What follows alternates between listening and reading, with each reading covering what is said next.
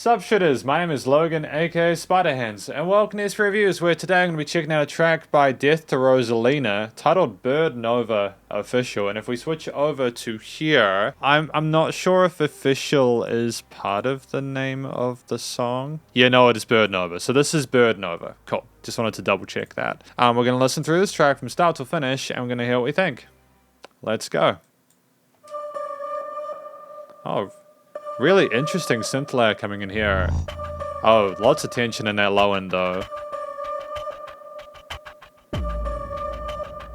Yeah, it's very dramatic and almost cinematic before you even get... Ah, here we go.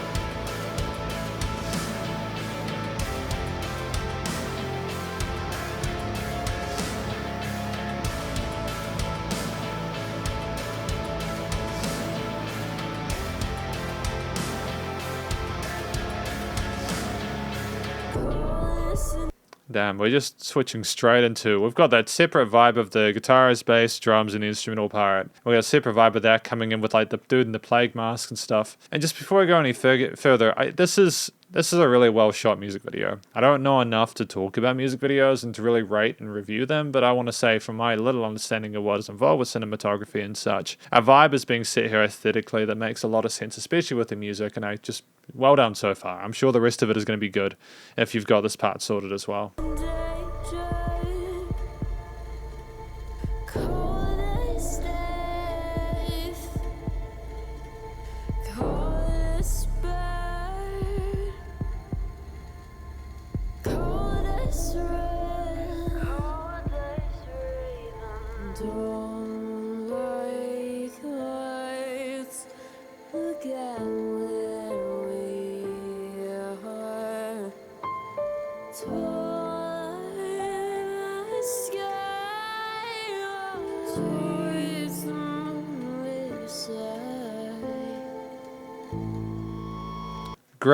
Great transition through this verse part going to the bridge. I am trying to follow it, and it's almost like I'm being sucked into the journey through trying to understand it before I've been given all the clues. I love the mixing and mastering so far, just off the bat. The production quality is sensational. The way those guitar bass came in, as well as all these different bits of Foley and these reverb changes that we've got here, and the way it came in so clean with the piano and the vocals. It's just really charming there. Whoever is behind the desk really knows what they're doing. And back in their hook, cool.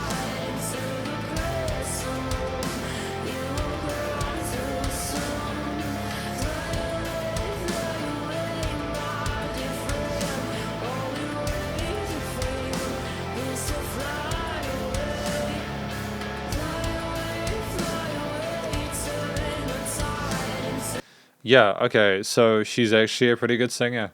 She's a pretty good singer. I'm pretty impressed by that. Like the fact that it's not just the way, and I'm trying not to focus on the video, but like that there, the way she just looks into the camera at you, it's like I am struggling to make eye contact with her. It's intimidating. It looks like someone genuinely having like a really rough time trying to cope with their situation. There's a severe intensity to that.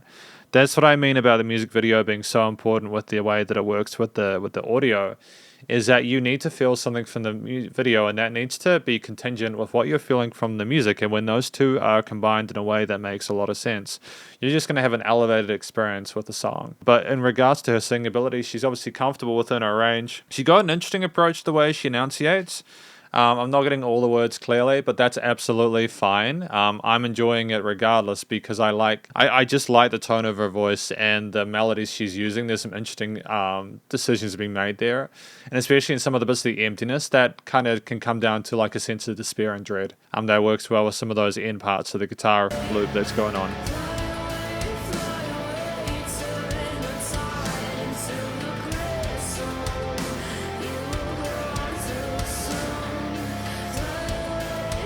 Really simple guitar riff, but it's so effective among the upper harmonies that are going from those vocal parts.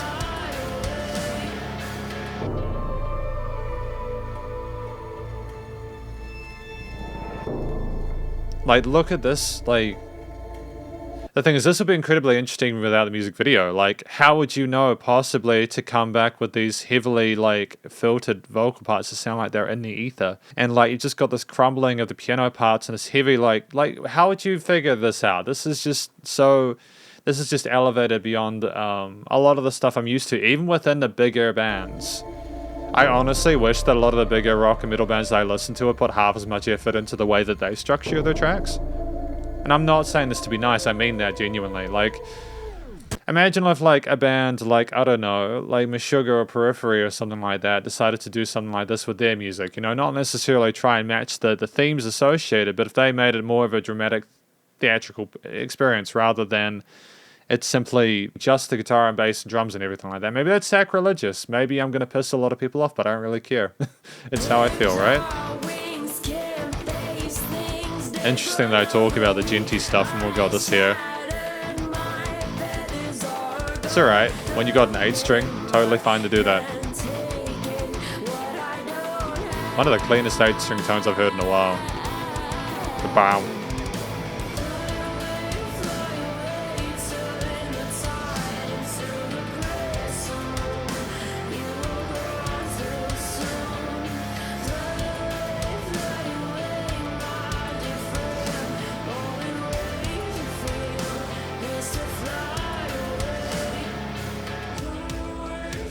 It's just like, as someone who's like been making music for a while, and I love music within this genre, it's just so fucking cool that people are making music like this nowadays. Like, I love the fact that people can get together and make music like this, and that even at an independent level, it's possible to create music of this quality and experiences of this quality. I'm so proud of musicians like Death or Rosaleana, who made the most of the opportunities present, invest in themselves, as well as the people involved with them. And they create stuff like this, which really elevates it and the experience overall. And it makes them look professional. Like, as a reviewer, I can't really fault this. I don't have anything that I would want to change about it. I think it's perfectly fine as it is. Which is kind of useless, maybe from like a feedback perspective, but maybe that's the feedback that's needed. Don't fuck with it, right? Don't change it. And excuse the language, I'm not meaning to be rude, but not that I have a lot of kids watching my content anyways, but I suppose it's just because I'm taken aback by it. You know, occasionally, it's not often that I get stuff that I really resonate with or that comes in at this quality. It's, you know, especially within this genre, you know? A lot of it is played well, but the overall product is not the same.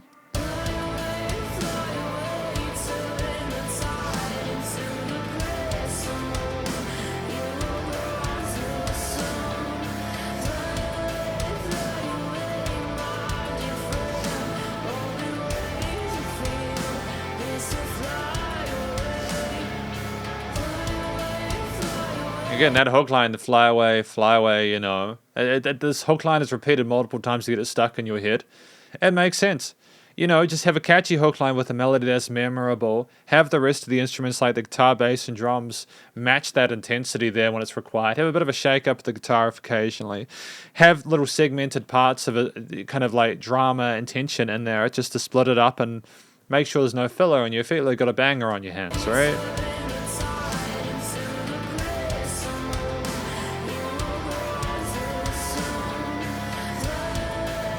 And you can just hear those really like I can't sing for shit, but like, excuse again, wow, okay.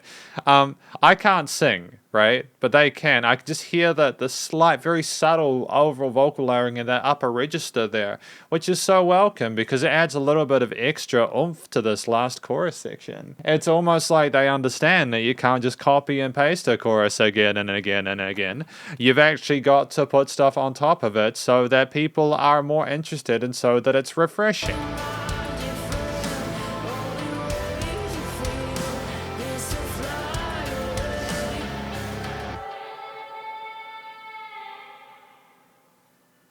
Dope. That was great fun. And we've just got the flickering of the bird or the cage. you know, and that kind of it kind of gives you that basic well, not necessarily basic, but a thorough understanding of what this track is actually meant to be about. It's about someone being told fly away, you know, because if you stay in this cage, you're not going to be able to be yourself. You need to get away from it so that you can be free and not feel the pain that you are, or maybe feel the pain that you've been hiding because you haven't been aware of it. But if you can escape that cage, you'll be able to have a better life so that you can actually feel what it means to be alive. Because this is my conclusion of this track by Death to Rosaleana, titled Bird Nova Official. Wow, man.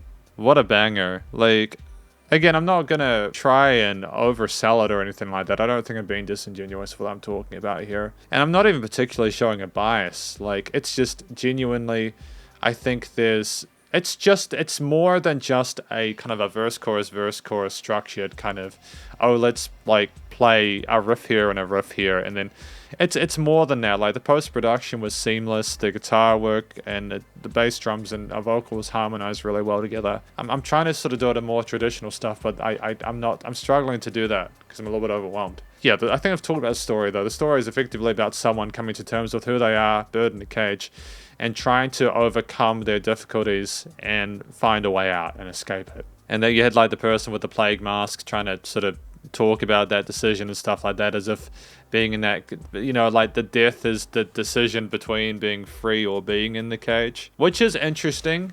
You know, I'm not sure what more to read into it. I suppose it's open to interpretation, isn't it? And that's the beauty of it, is that they're not trying to shove the meaning down your throat. They're giving the listener the chance to figure it out for themselves. So good on them. Good on Death to Rosaleana for this. The vocals were fantastic, you know. Singer was clearly within her vocal range. They showed great technique. You know, great amount of ornamentation and legato passages there were nicely done. Harmonized well with the rest of the instruments in the mix. Was comfortable within that part of the frequency spectrum, and the rest of the instruments were stacked accordingly in a way that made a lot of sense. That's why it's often good to have an 8-string, especially if a lady vocalist, because their range is going to be commonly like 2 octaves apart. Nice stacking octave-wise. I mean, if you get a bit of dissonance occasionally, it won't be nearly as severe. The structuring of the track, I think I mentioned before that, like, you know, you did have verses and choruses in a bridge section, like with the piano potentially, and you also had those kind of interlude sections, especially part of the vocal modulation just before that final double outro chorus. I liked the fact that we never really stuck with one constant outside of, like, the choruses. We had different angles and interpretations to the way that we approached, like, the way we delivered the chorus lines outside of it, because I think we actually had a refrain back to that as like a middle eight, actually, not necessarily instrumental. It was structured in a way where you never had too much of something and it never felt too dull, you know, or never felt dull. There was constant movement. And I think that's exactly what you need from a single like this, especially if it's 4 minutes. You can't rely on that 1 or 2 themes carrying yourself for that. You need to have little bits of, especially, you know, if you make it really atmospheric and cinematic, like you did in those little breaks between the verses and chorus parts. It's a smart move to do that. The guitar, bass, drum performances as well as the synthy parts and extra little bit of effects, chains and filtering and stuff were really professional and well done. The guitar riffs weren't particularly overcomplicated or anything like that. You know, you had enough within those riffs to really just go, oh, okay, yeah, I get it. You know, we're rolling with those root notes of the harmonies. And in fact, I think with like those verse sections, we were just simply rolling with the lower notes of the one main chord of the key signature. Obviously, there was a change in the chorus went between the 3 parts of the harmony, but that's okay. That's all right. Again, I don't know if I mentioned this before, but with that chord progression in the last loop, like last quarter of the chorus loop, or the chorus line. We went down a step with the second to last guitar chord, and then the third was more tense because of that. Like maybe we were going with like a tritone or something, which was a super smart idea because going to the tritone instantiates this really elevated tension there. And then if you go back to the root note, there's that weird sense of resolution, but you're all still in the minor key, so it still sounds sad. So it fits the aesthetic really well. Yeah, the drums were punchy and the fills were minimal, but it was enough to keep the groove going, and it matched well with the rhythm parts of the guitar, and the bass was foundational and kept a nice firm floor for the bass parts, sub-bass bass parts of the mix. And you know, I just liked that we typically either had those synthy, dramatic, tense, foley-ish sort of parts with the piano bits, or we had the guitars and the bass and the drums. There was a nice contrast between the two. Finally, the recording, mixing, mastering was sensational. I really enjoyed my time listening to this, partly because the EQing, stereo panning, effects, automation, limiting compression, it was all handled just expertly. I can't really fault it. I don't think they needed to do anything different with this. They're on to a great thing, Death to Rosaleana, and I really hope they can continue it. Well done on Bird Nova. But effectively, this was my review of Bird Nova by Death to Rosaleana. Hopefully you enjoyed it. If you did, please do go check out their various social medias and their YouTube page. Stay cool and stay safe, and please remember to support your local musicians and artists at this point in time. And as either hell more than ever with all the crazy stuff going on in the world, and I'll catch you in the next review. Spiderhands out.